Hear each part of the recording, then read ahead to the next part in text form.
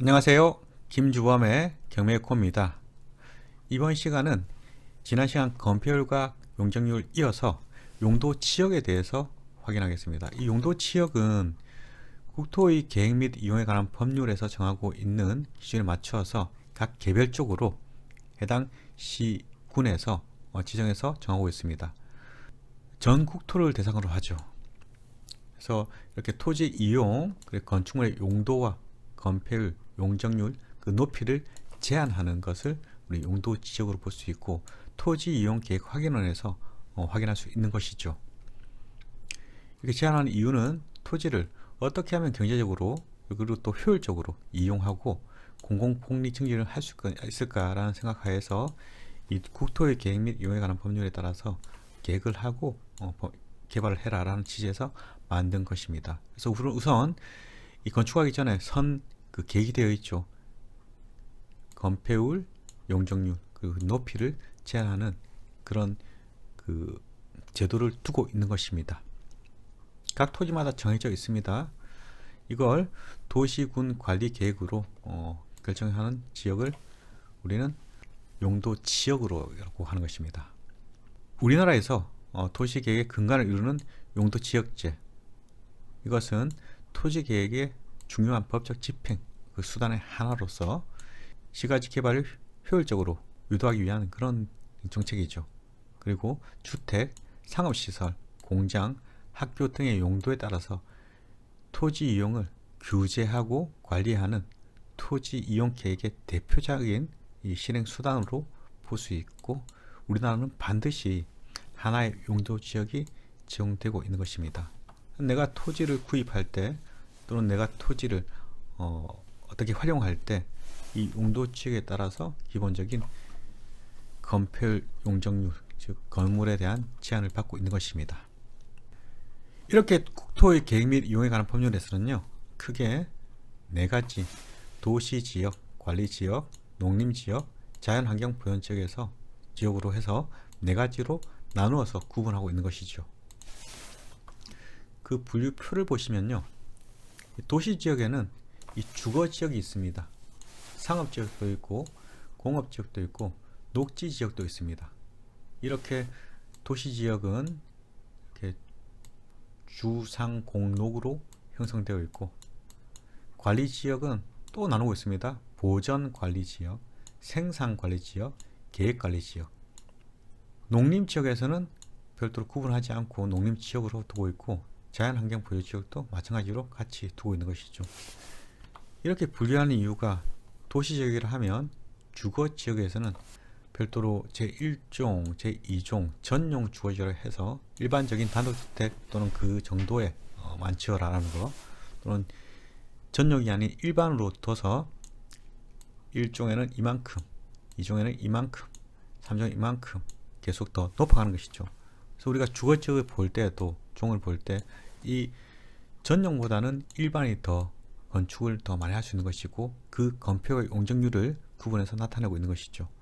준주거지역은 주거를 겸해서 상업시설까지도 가능한 지역을 말한 것이고, 상업지역 같은 경우는요, 중심상업, 일반, 그리고 근린, 유통으로 구분해서 주로 중심상업과 일반 상업지역에 우리가 이제 식당과 그리고 또 음주 가물을 즐길 수 있는 것이 많은 것이죠. 공업지역도 구분합니다. 공업지역도 전용과 온전하게 공업을 하기 위한 목적, 일반 공업지역이 있고, 준주거지역은 이 방과 같이 왔다 갔다 할 수 있는 거겠죠. 녹지지역이 있습니다. 우리가 볼 때 보전이라 하면 아무래도 개발이 좀 힘든 상황이겠죠. 생산은 일정한 녹지지역을 둬서 그에 맞는 생산을 해라는 목적이겠죠. 자연 녹지지역이 있습니다. 그리고 관리지역으로 또 구분하고 있죠. 도시지역 외에는 관리지역으로 구분하고 있는데, 이 관리지역은 보전, 개발이 힘들지겠죠, 그죠? 생산관리지역, 마찬가지로 일정한 농사를 지어라라는 기준 아니겠습니까? 계획관리지역은 이 도시지역으로 편입될 수 있는 그런 이제 지역을 말하는데, 그래서 계획관리지역이 일반적으로 여러분들이 선호하는 그런 곳이 되겠죠. 그래서 계획관리 지역이 보전과 생산보다는 조금 더 가격이 비쌀 것이야 라는 걸 알 수 있고, 실제로도 계획관리를 선호하고 있습니다. 건축하기 좀 편하니까요. 농림지역은 농사 지어라 하는 그런 땅이죠. 그래서 현재는 전닭, 과성 같은 농지가 취득 제한이 좀 더 강해졌죠. 관련된 구체적인 사안은 이제 이후에 보도록 하고, 지금은 기초적인 내용 이렇게 분류하고 있다 하는 거.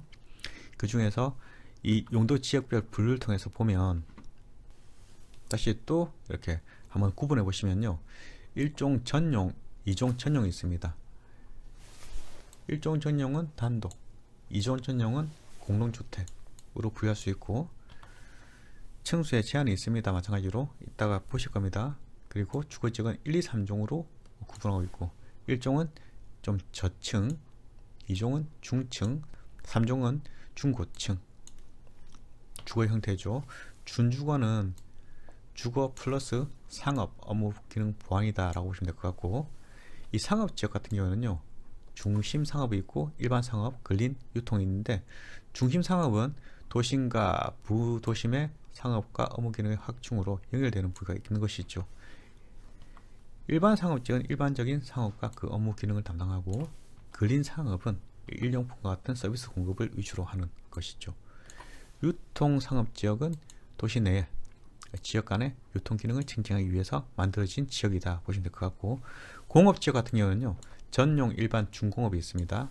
전용 공업은 중화공업, 그리고 공해성 공업.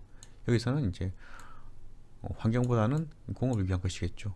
일반 공업 중에서 환경 제외하지 하면 안 됩니다. 공업할 수 없어요. 중공업은 경공업과 수용, 그리고 주상 업무 기능의 보완이겠죠. 그래서 준자가 들어가면 일반적으로 이제 이것저것 다 할 수 있다라고 보시면 될 것 같습니다. 녹지 지역을 보시면요, 보전, 생산, 자연 녹지가 있죠. 마찬가지로 보전 녹지는 도시 그리고 자연 환경의 경관 녹지가 보전을 위한 것이죠. 개발에 좀 힘들지 않을까라는 생각도 할 수 있겠죠. 생산 녹지는요, 농업 생산을 위해서 개발을 유보하는 것. 그래서 마찬가지로 개발이 녹록지 않다라는 것. 다만 농업적 생산을 위한 개발은 조금 편한 것이야 라는 걸 알 수 있습니다. 자연 녹지 지역이 있습니다. 보전 필요가 있는 지역이 있죠. 제한적으로 개발은 허용하고 있습니다. 이 자연 녹지 같으면 개발 안 될 것 같은데, 오히려 자연 녹지가 보전 생산보다는 더 나은 개발이 이루어지고 있다는 걸 알 수 있죠. 관리 지역에서는 보전 관리와 생산 계획 관리, 보시던 것과 같이 보전 관리는 보전이 필요합니다. 해서 일반적으로 어떤 개발이 좀 힘든 경우가 있죠. 생산 관리 지역 같은 경우는요, 농임업을 위해서 필요해서 농림지역으로 지역이 곤란한 경우에 생산관리지역으로 두고 있는데, 이렇게 농림지역과 생산관리지역은 구분할 수 있고, 생산관리지역에서는 이렇게 필요를 위해서는 개발이 또 가능한 측면도 없지 않아 있습니다. 계획관리 같은 경우에는 도시, 지역, 편입이 예상, 그리고 계획, 체계적으로 관리가 필요한 것인데, 이 계획관리에서요, 개발이 많이 이루어지고 있죠. 농림지역이 있습니다. 농업진흥, 산림, 보전이 있죠. 그죠? 그래서 우리가 볼 때 이 보전이 보이면 개발이 좀 용이하지 않을 것이야 라는 걸 알 수 있습니다. 그리고 자연환경 보전지역, 자연환경 등에 대한 보전과 수자원의 보육성을 위한 곳이죠. 마찬가지로 환경 파괴 또는 환경에 위험을 가하는 요소가 있으면 개발이 되지 않는다라는 것도 알 수 있습니다. 그래서 이걸 이제 건폐와 용적률로 구분하고 있습니다. 자, 볼까요? 이렇게 각 개별 용도 지역이 있으면 이 내용을 세분하게 되면요, 이 건폐율과 용적률로 또 두고 있죠. 보면 건폐율이 50%라 하면 그 100제곱미터가 있으면 50만 할 수 있는 것이죠. 그렇죠? 그 면적이. 용적률을 이렇게 50에서 100까지 중에서 당신들 시군구청에서 정해라 라는 이제 그런 입장입니다. 그래서 그게 본적 기준만, 이 기준을 맞추라 라는 것이죠. 그래서 보면 이 건폐율도 건폐율이지만 용적률을 보면요, 여기 2종부터 3종은요 1종과 완전 틀립니다. 1종 전용만 보더라도 요 차이가 거의 배가 나죠. 그죠? 2종 일반은 전용과 일반에 비해서 또 50 정도 더 차이 나죠. 50%. 3종은 더 높게 지을 수 있겠죠. 준축으로 보시면 완전 높게 지을 수 있겠죠. 그죠? 최고 700%까지도 가능하다라는 거. 상업지역 같은 경우에는요, 이렇게 중심, 일반, 근린, 유통이 있는데 여기서 중심 상업 지역이 가장 높은 용적률을 기록하고 있습니다. 그래서 마찬가지로 건폐율도 90%까지 쓸 수 있죠. 공업 지역 같은 경우에는요, 보면 건폐율이 중공업이 가장 높은 것이죠. 목적 지역도 보면 다 건축을 할 수 있는 건폐율과 용적률은 있습니다. 20%로 제한되어 있지만 관리 쪽 중에서도 계획 관리를 선호하는 이유가 이렇게 40에 100까지 가능합니다. 나머지는 20에 80인데 건폐율 자체가 배 이상 차이 나다 보니까 이렇게 계획 관리 지역을 선호한 것이죠. 여기 보시면 모든 용도 지역에는 건폐율과 용적률이 별도로 있습니다. 그래서 이 모든 곳이 일단 건물을 지을 수 있는 여건이 형성되어 있다 하는 거. 그래서 우리가 지목 가지고 건축을 논하는 게 아닙니다. 용도 지역을 가지고 이 건폐율이 얼마다, 용적률이 얼마다, 지목은 아무런 상관이 없죠. 개발에 대한 이 넓이와 높이가 이렇게 기준되어 있다면 이 여기에 기해서 개발이 가능하다라고 보시면 될 것 같고, 해서 지목과 건축은 별개의 관계에 있다 라고 보시면 되겠죠. 그래서 이번 시간은 기본적인 용도 지역이 어떤 것인지에 대한 내용을 살펴봤고, 실제 사례를 통해서 별도로 학습할 테니까 차차 자연스럽게 알게 될 거라 생각됩니다. 여기서 오늘은 마치도록 하겠습니다.